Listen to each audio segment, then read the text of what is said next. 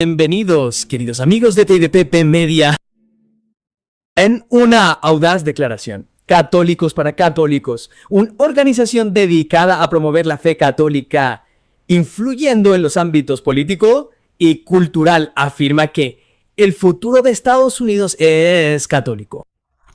¿Lo ven, queridos amigos? Citando un reciente informe de Fox News que destaca el aumento de las conversiones de adultos y el creciente interés entre los jóvenes, este resurgimiento católico está recuperando terreno en el nuevo mundo y atrayendo a conversos no solo en las bancas, sino también en la plaza pública en las 4 ciudades más grandes de EIE.U. Y Los Ángeles aumentó un 139%, Phoenix un 23%, Nueva York aquí un 36%, Chicago un 52%, y esos son solo algunas de las más grandes, pero la tendencia se extiende por todo el país. Me encanta que hayas mencionado al Papa Juan Pablo II.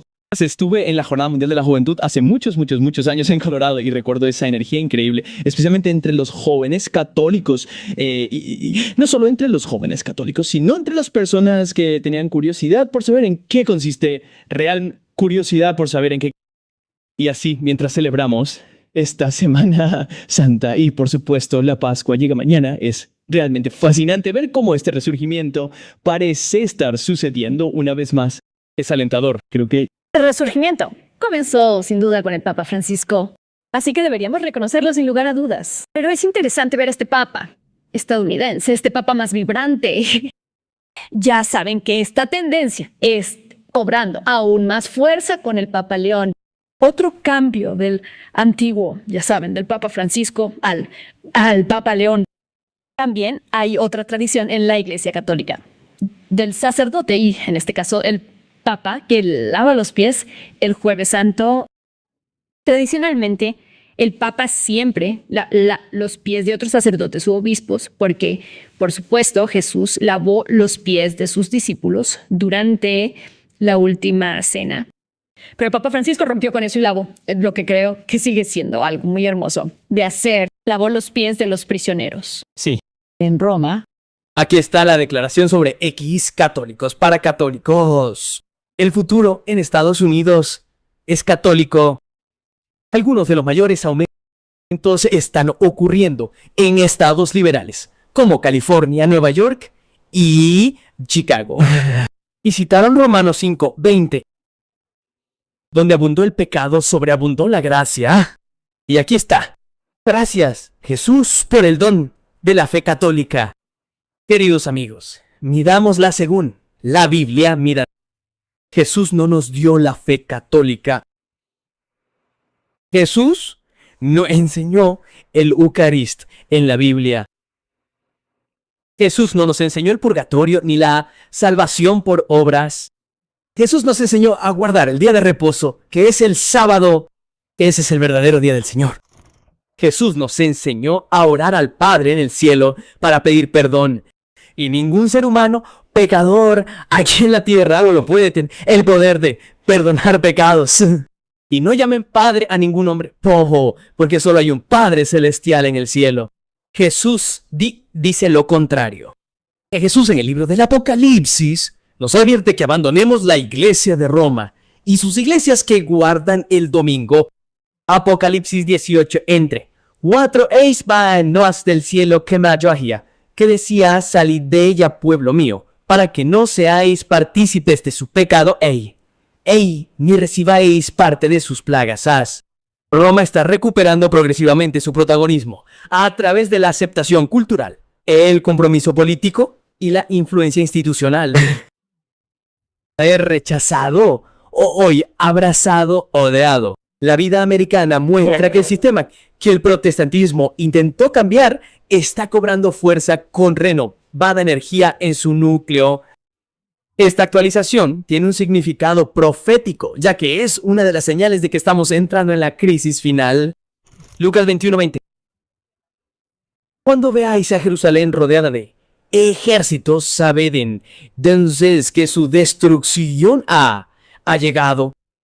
Mateo 24:15. Por tanto, cuando veáis el lugar santo, la abominación desoladora de que habló el profeta Daniel, que leyó así para entender, Nótese que los seguidores de Cristo podían ver la abominación desoladora. Y esa abominación desoladora ya había sido mencionada anteriormente por el profeta Daniel. Y la abominación debía estar en el lugar santo. Enseñan que esta profecía, la abominación desoladora, se cumplió cuando Antíoco Epífanes interrumpió los sacrificios del templo entre 168 y 165 AP. La abominación a la que apuntan es el cerdo que Antíoco había ofrecido en el altar del complejo del templo. Otros creen que la abominación desoladora se refiere a un tiempo futuro en el que un anticristo ateo derribará el templo de Jerusalén y lo utilizará como su trono. Luego están los que creen que la abominación desoladora son los estandartes romanos que se adoraban en Jerusalén en el año 72 CE, en el momento de su destrucción por Tito.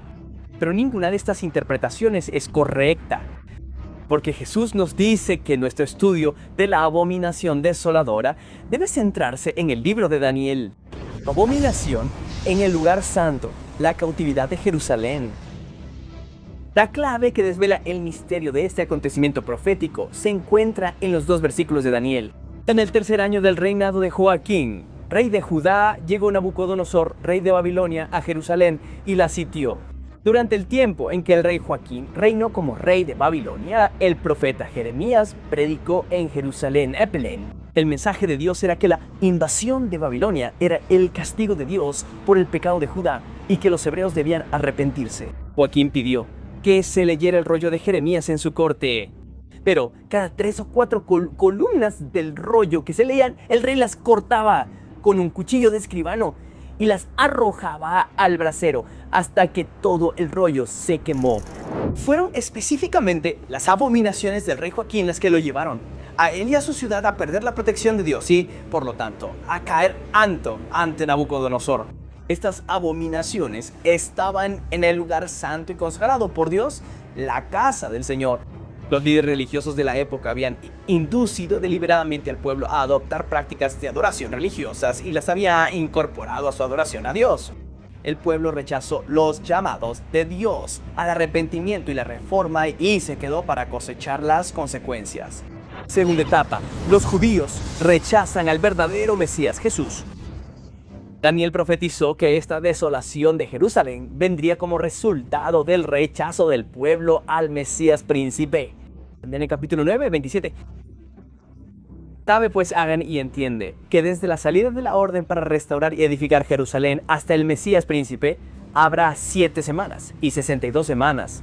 Verso 26. Al cabo de 62 semanas el Mesías será eliminado, pero no por sus propios méritos. Versículo 27. Entonces confirmará el pacto con muchos por otra semana, pero a la mitad de la semana hará cesar el sacrificio y la ofrenda. Y sobre el ala de las abominaciones vendrá el desolador. En el versículo 25 se promete el Mesías a Israel y también se predice la restauración de la ciudad. Todo es profetizado omnímodamente para el fin. El versículo 26 habla del Mesías siendo asesinado por su propio pueblo y cómo este acto causaría que su ciudad y santuario fueran desolados una vez más. Dios no está orquestando la revelación de Netanyahu sobre un Mesías venidero. Dios nos mostró a partir de la profecía que esta es una abominación que rechaza a Jesús como la redención. Jesús culpó al pueblo al afirmar que no sabían el momento de su visitación. Como resultado de no responder al llamado de Dios para que se apartaran de sus abominaciones, su templo sería desolado. Esta profecía se cumplió en el año 72, cuando los ejércitos romanos de Tito quemaron el templo hasta los cimientos. La segunda desolación del templo fue un paralelo perfecto de su primera destrucción. En ambas ocasiones, las abominaciones fueron cometidas por el pueblo apóstata de Dios y la desolación fue un acto de juicio llevado a cabo por un ejército pagano. Daniel profetizó que esta desolación de Jerusalén vendría como resultado de rechazar al Mesías, el príncipe. Debido a que Israel rechazó al Mesías, perdieron su lugar como pueblo favorecido de Dios.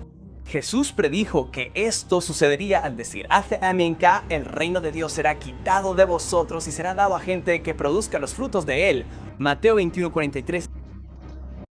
la etapa final de la abominación, la marca de la bestia. Hasta cuando durará la visión concerniente al sacrificio diario y la transgresión desoladora que dará lugar a que tanto el santuario como el ejército sean pisoteados. Los estudiantes perspicaces de la historia profética se dan cuenta de que estos versículos predicen la formación y ascensión del poder por parte del papado. Es un hecho histórico indiscutible que el papado introdujo en la iglesia cristiana las mismas prácticas paganas por las que se destruyó la antigua Jerusalén. Basta un breve estudio para demostrar cómo se introdujo la adoración de imágenes, el culto a los toques y la santidad del domingo en el cristianismo durante la Edad Media.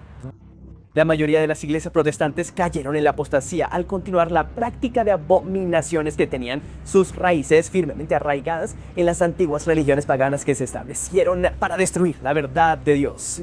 Tanto el catolicismo como el protestantismo han fomentado abominaciones en el lugar santo de Dios, su iglesia. En las iglesias protestante, católica y ahora ortodoxa aquí en los Estados Unidos es realmente profética acta metz. Comparar al presidente Donald Trump con el emperador Constantino el Grande, especialmente cuando se dice que el emperador romano dio protagonismo al cristianismo al unir la iglesia y el estado e imponer la ley dominical, es ciertamente profético. Constantino fue un emperador romano que, si bien fue decisivo en la legalización del cristianismo, también fusionó la autoridad de la iglesia y el estado al hacer cumplir la observancia religiosa a través de la ley. Esto contradice profundamente la Constitución de los Estados Unidos, ya que el presidente estadounidense tiene un papel que desempeñar para defender y proteger la Constitución, no para ser el salvador del cristianismo.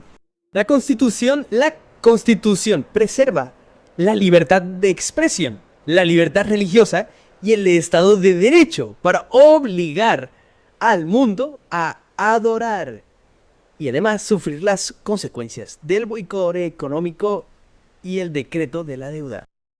Esto es lo que nos muestra la profecía. Y todo esto en Apocalipsis 13 se está cumpliendo ante nuestras narices. Pero aquellos que elijan ser fieles a Jesús, aquellos que posean su carácter amoroso, recibirán el sello de Dios. Aquí está el documento que el proyecto 2025, la Fundación Heritage, propone en las páginas 38 y 39 del documento recientemente publicado, Salvar a Estados Unidos, salvando a la familia, una base para los próximos 250 años. Lo siguiente aparece en la sección titulada Apoyo a un día de descanso uniforme. Cito: apoyo a un día de descanso uniforme. Las leyes de zonificación permiten que una comunidad determine dónde se pueden operar ciertos negocios. Las leyes azul reflejan los juicios locales sobre cuándo se pueden operar ciertos negocios al restaurar un ritmo común de descanso y reflexión. Queridos amigos, Dios ya tiene el ritmo de vida dado a los hombres. En el artículo dice que al restaurar un ritmo común de descanso y reflexión, los descansos comunitarios podrían ayudar a revertir la tendencia hacia la falta de hogar espiritual. Pero la pregunta es, Dios ya tiene un ritmo de vida. Y no es el domingo. No es la santidad del domingo, ni tomarse el domingo libre. Este es el ritmo de vida. El primer día de la semana, domingo, un primer día, segundo día, tercer día, 4, 5, 6, descanso. 1, 2, 3, 4, 5, 6. 1, 2, 3, 4, 5, quinto día, sexto día, séptimo día de descanso. Este es el ritmo de Dios. 6 días trabajarás, comenzando el primer día de la semana que dice la Biblia domingo y todos descansamos el séptimo día. Este es el ritmo de la vida. ¿Y quién vivió el ritmo de la vida? Jesús vivió el ritmo de la vida. Comenzando en Génesis. Fue Dios quien obró 6 y descansó en 7 y se lo dio al hombre como un modelo de cómo vivir. Queridos amigos, Apocalipsis 14, 9, 10. Y el tercer ángel lo siguió diciendo a gran voz: si alguno adora a la bestia y a su imagen, y recibe su marca y su frente en su mano, él también beberá del vino de la ira de Dios. Queridos amigos, ¿cómo podemos evitar la marca de la bestia? Respuesta: tienen que saber quién es la bestia y cuál es su marca. Y debemos saber que obedeceremos los mandamientos de Dios, porque amamos a Dios. Juan 14, 15. Si amas a Jesús, obedecerás sus 10 mandamientos. Queridos amigos, veremos una abominación mayor que esta y debemos aferrarnos firmes a la roca que es Jesús y al pan de vida, la palabra de Dios. Gracias, queridos amigos, por esta transmisión en vivo. Oro para que todos ustedes en el chat y aquellos que escuchen tengan un corazón abierto y una Biblia abierta. Continúen predicando la verdad que se encuentra en la profecía bíblica.